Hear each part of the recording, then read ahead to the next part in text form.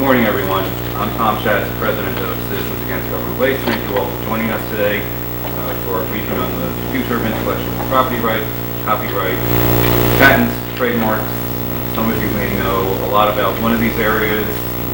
Hopefully heard of all of them. So we'll have people here today talking about every aspect of intellectual property. We're here to follow up on the publication of our book. Jeff Collier and I co-authored the book on intellectual property, Making It Personal. One of the things we did was try to bring in some literally personal stories, and Liz Kodak will be talking about what happened with her business on a very personal level, and as a result of counterfeiting. We have been very happy to have the chairman of the House Judiciary Committee, Bob Goodlatte. He has been chairman for 2 consecutive Congresses. He's also the chairman of the Agriculture Committee, so we're happy that you're here. You will get on our issues then as well. He was first elected in 1993 to represent the 6th District of Virginia.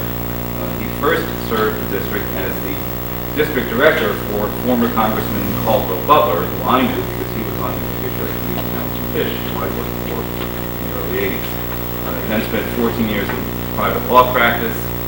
Chairman Goodlatte is a graduate of the Washington Lee University School of Law and earned his undergraduate degree from Bates College. The chairman still serves on the Agriculture Committee. He's also chairman of the House Republican Technology Working Group and co-chair of the Congressional Internet Caucus. And he has been and has been a wonderful leader on these issues on the internet and high tech. We welcome you and appreciate you joining us this morning. Good morning. Tom, thank you very much for that kind introduction, and thank you also for the good work that Citizens Against Government Waste does in protecting America's taxpayers, in promoting economic growth, and in making government more efficient, which is obviously something that's very badly needed to accomplish both of those first 2 goals in terms of avoiding waste and achieving economic growth. I'm happy, and congratulations too, by the way, on your book, which I think is an excellent primer on the importance of intellectual property in what we're going to talk about here today. I want to thank Citizens Against Government Waste for putting together this event and highlighting the importance of protecting intellectual property. American intellectual property rights enshrined in our Constitution drive innovation across all industries.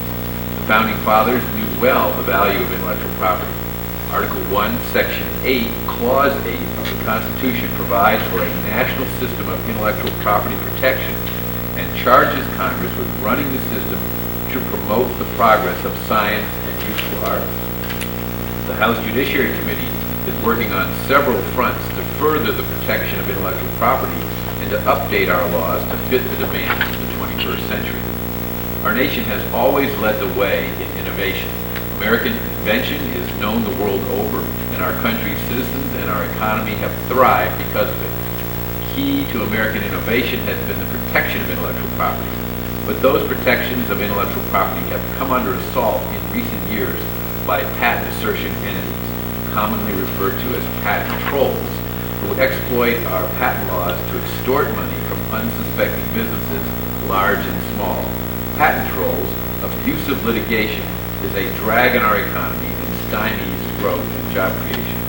We've seen an exponential increase in the use of weak or poorly granted patents to file numerous patent infringement lawsuits against American businesses with the hopes of securing a quick payday.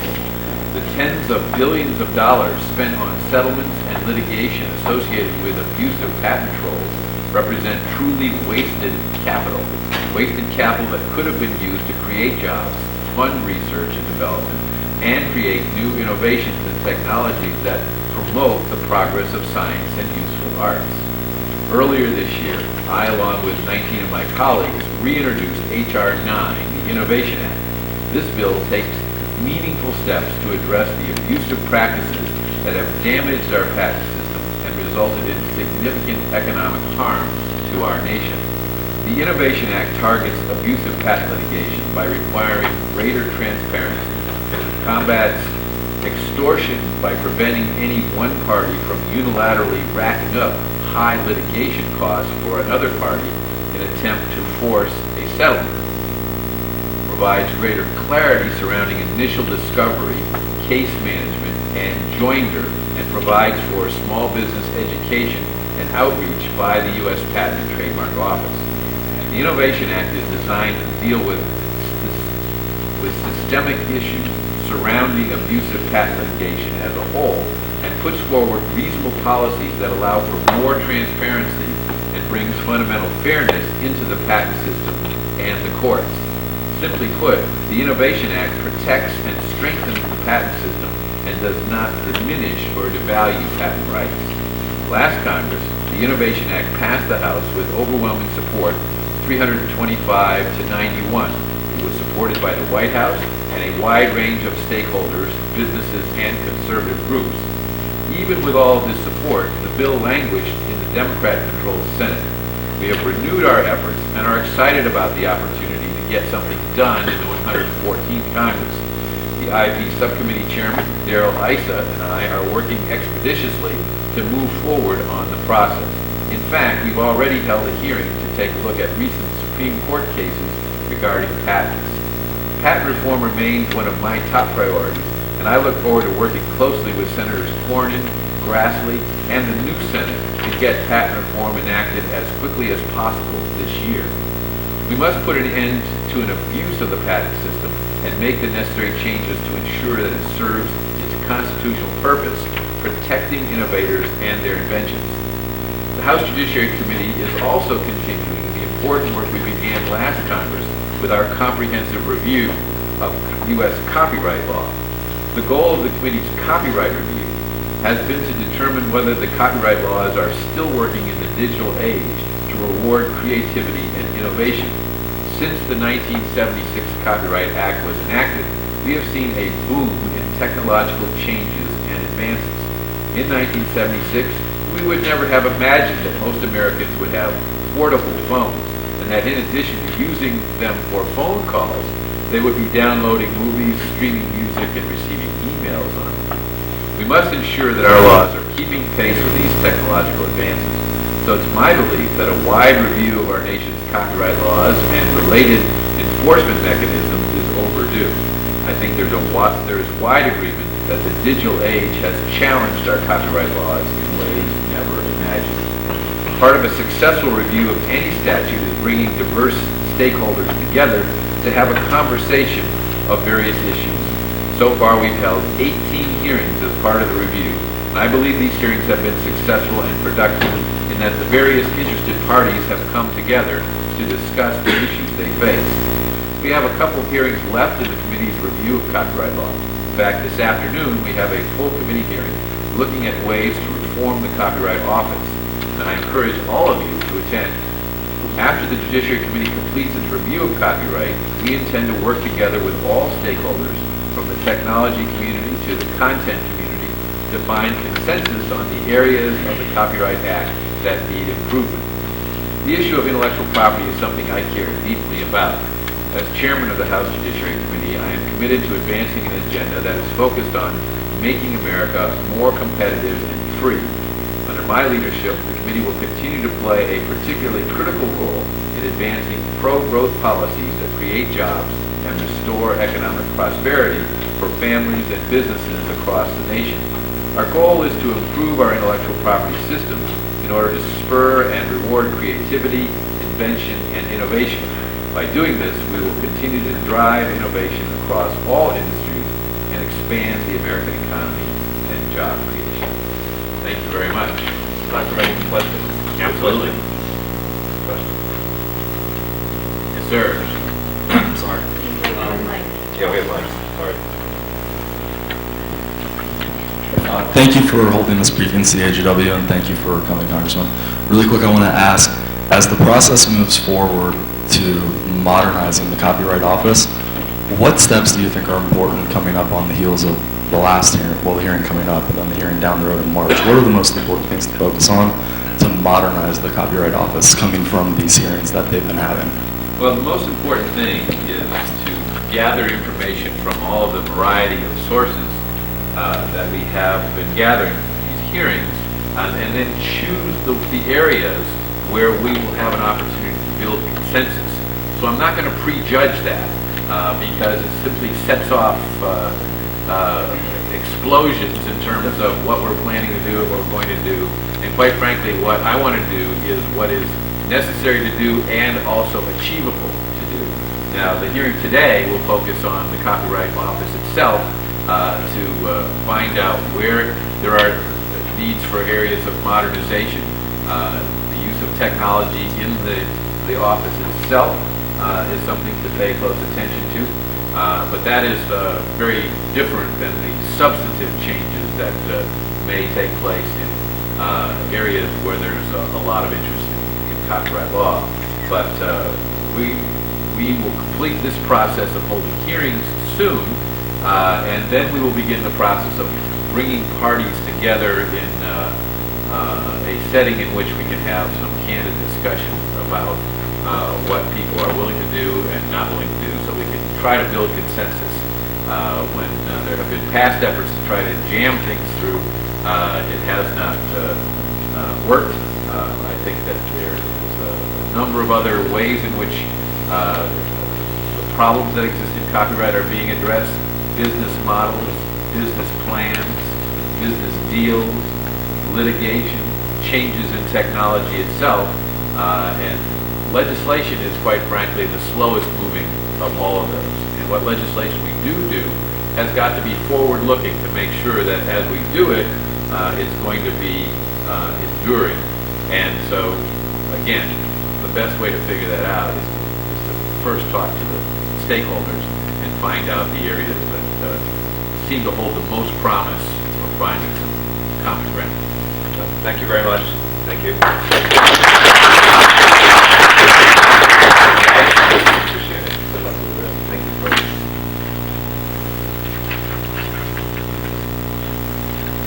Bring up our panel now. And while we're kind of gathering ourselves together here,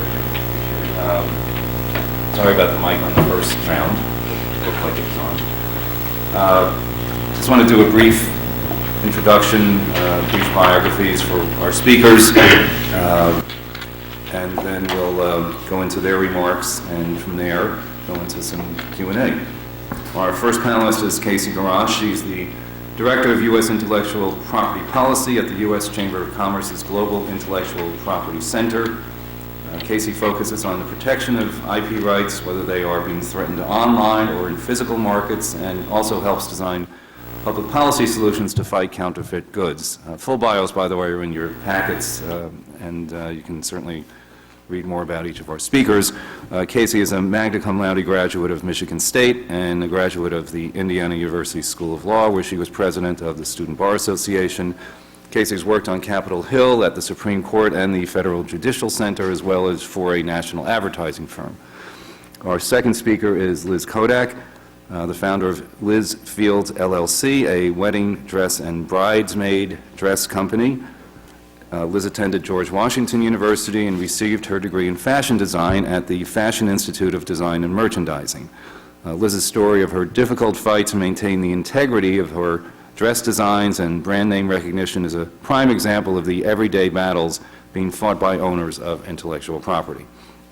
Our third speaker on the panel is Stephen Ezel, the Director for Global Innovation Economy at the Information Technology and Innovation Foundation, where he focuses on science, technology, trade, and manufacturing policy issues. Steve previously worked at Peer Insight, an innovation research and consulting firm he co-founded. He received his BS from the School of Foreign Service at Georgetown with an honor certificate from the International Business Diplomacy Program. In September 2012, Steve co-authored Innovation Economics, The Race for Global Advantage, with Rob Atkinson, who is the president of ITIF. And Casey, you're up first. And do what I didn't do the first time, press that. Great. Thank you, Tom, for that introduction, and thank you again to the Citizens Against Government Waste for hosting this briefing and great session this morning. I'm just going to speak to you a little bit about brands and specifically about trademarks. As you know, brands are global icons, And just some examples for you. When we search for that curved bottle of soft drink, we know that it's iconic. We know that it's Coca-Cola. When we're searching for a luxury apparel item, when we're looking for a bag, we're looking sometimes for that allure that goes along with it, and maybe that's a luxury handbag. When we're thinking about safety for consumers, we're thinking about that pharmaceutical name that sticks with us. So brands are truly iconic.